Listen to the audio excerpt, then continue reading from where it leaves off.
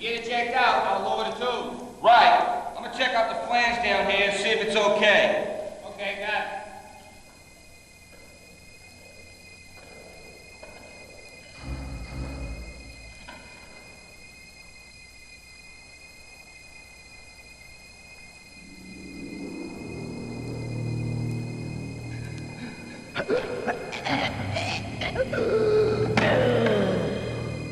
How's it going, Marty?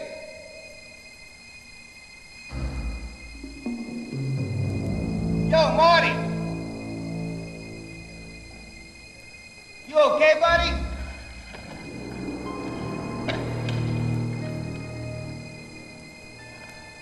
Jesus, Marty!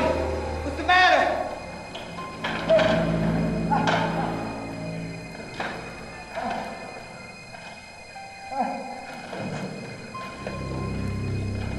Come on, Marty! Wake up!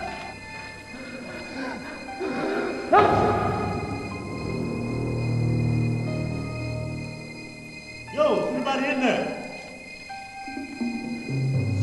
Jeez. Harry! Is that you? Hey, Harry, you okay?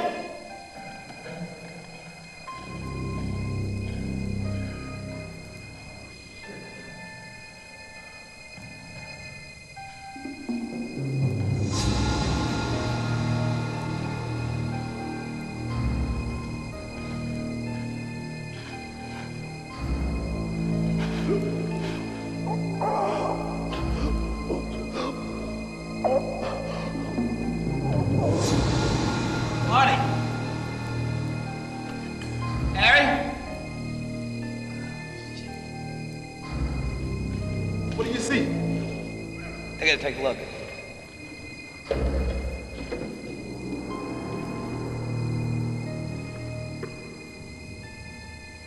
Let me see your flashlight.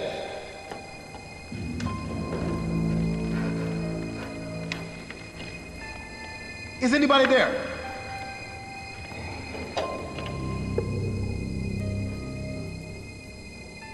Dulles, give me that air mask. 3 people in here. I think they're smothered.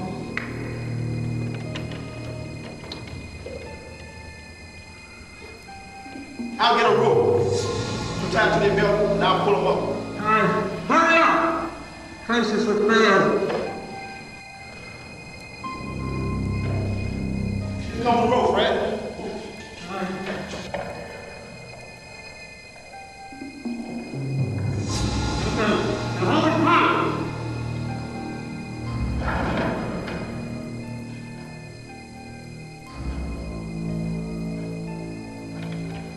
Hang on, Harry. There's some slack! I'm gonna get some help.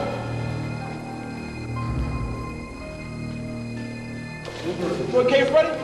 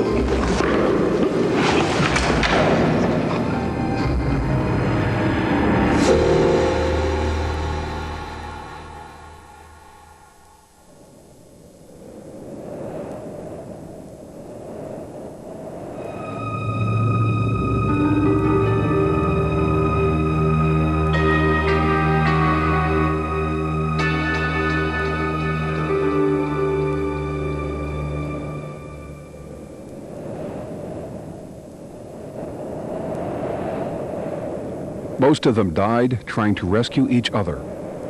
They couldn't see the danger in the confined space. They couldn't smell it. They couldn't feel it. They could only see a buddy in trouble. If you think incidents like this don't happen, you're wrong. Hundreds die each year, either entering a confined space improperly or trying to rescue someone without the proper training. Many more are injured. That's why now, according to strict government guidelines, confined space entry procedures are rigidly regulated. to prevent scenes like the one you just saw from ever happening to you. Even if you're not assigned to work in a confined space on a regular basis, you should be aware of the special precautions that must be taken. The variety of work sites where you'll find confined spaces is endless. Most types of industry have them, whether it is a large petrochemical plant or a small dairy, or a railroad, a public utility, or a manufacturing plant. Confined spaces enclose the products and processes that keep us going. There are probably many examples of confined spaces at your work site. They can be large, like storage tanks and reactor vessels. They can be small, like utility vaults. They can be below ground, like sewers and pipelines. Or they can be above ground, like boilers and furnaces. Confined spaces can be square, round, cylindrical, long, narrow, vertical, horizontal, or oddball shaped. Just remember that no matter what the size or shape of the confined space, it was not meant for people. But as you know, people do need to enter these spaces for legitimate reasons.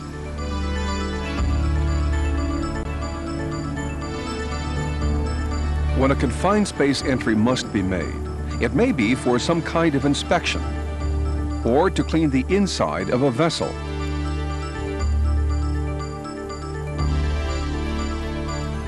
Maintenance is often needed on the interior of some confined spaces. If you are involved in any of these activities, you must know the hazards of confined space work. Let's look at some of the hazards that can threaten your safety in confined spaces. Often associated with confined space work is a phenomenon known as oxygen deficiency. In order to live, we all need a certain amount of oxygen in the air we breathe. If there's a lack of oxygen, the air is said to be oxygen deficient. Now, if there's too much oxygen, then there's a flammability hazard. As you saw earlier in this program, an oxygen deficient environment can be as deadly as any type of industrial accident. Let's go back to our opening sequence to understand what happened.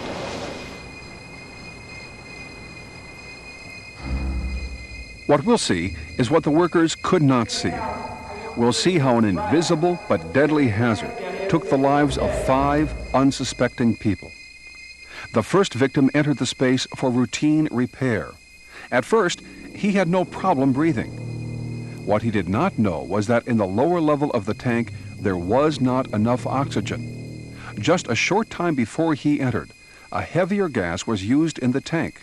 It wasn't a toxic gas, but it was heavier than air, so it sank to the bottom. Air fit for breathing was pushed up. Though air containing enough oxygen to breathe was at the higher levels in the tank, the lower level was oxygen deficient. When the worker leaned over, he was suddenly deprived of life-giving oxygen. Trying to draw a breath when there is none is like trying to draw a breath underwater. It just isn't there. Panic-stricken, he was immediately incapacitated and unable to escape. In an attempt to rescue his partner, the second victim fell in the same manner. Untrained and thinking he could pull his partner out, he did not hesitate to rush in. Then a third worker, hearing trouble from nearby, went inside. Rescuer after rescuer entered the oxygen-deficient environment without understanding the invisible hazard.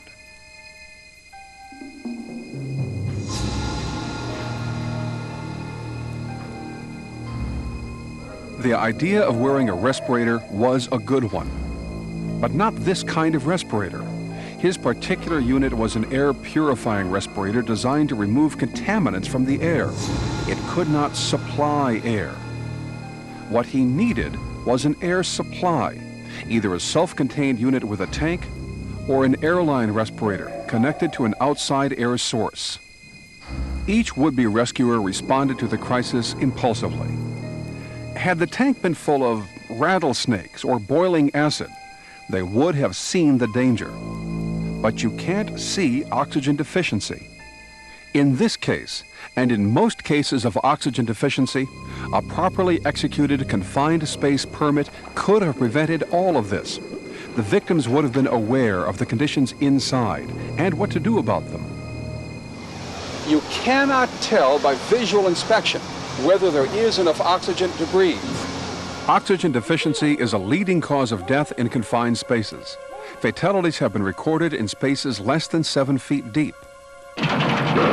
Oxygen deficiency is such an unexpected phenomenon that there is little hope for self-rescue. But oxygen deficiency is only one type of confined space hazard. Toxic atmospheres present another type.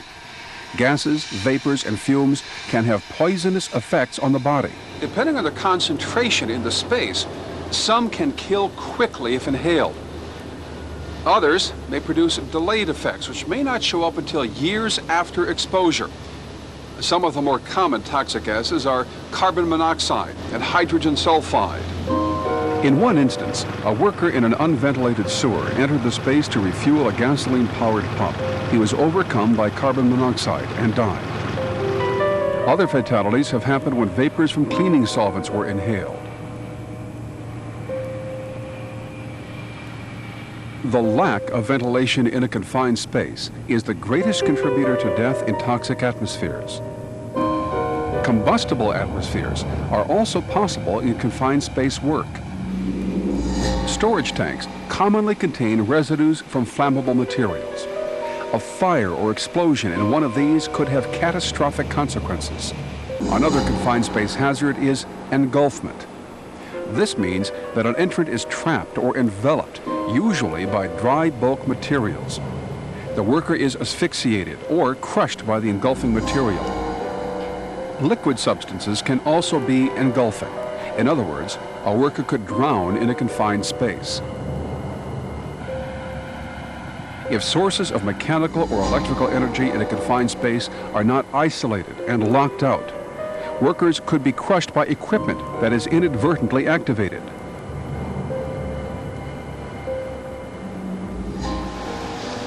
All of the hazards we've mentioned are common to confined space work, and all can be managed by precaution and good training.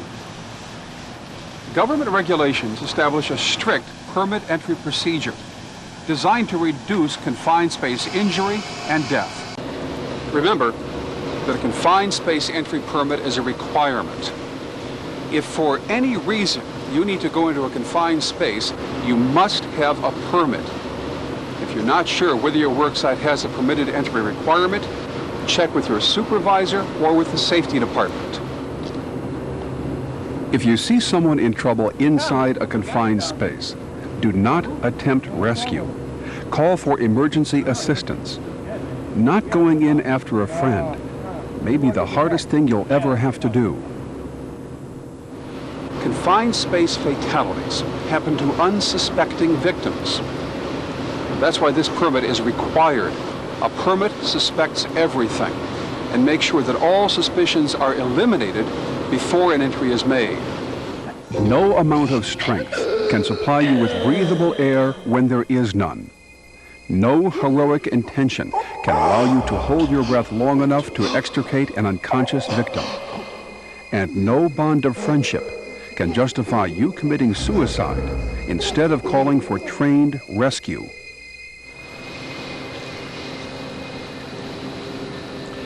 True heroism comes from the guy who calls his buddy out when conditions begin to deteriorate and self-rescue is still possible. It comes from the foreman who refuses to allow entrance into a space until all permit conditions are absolutely met. And it comes from trained rescuers who spend hundreds of hours training for that one incident where confined space rescue is needed.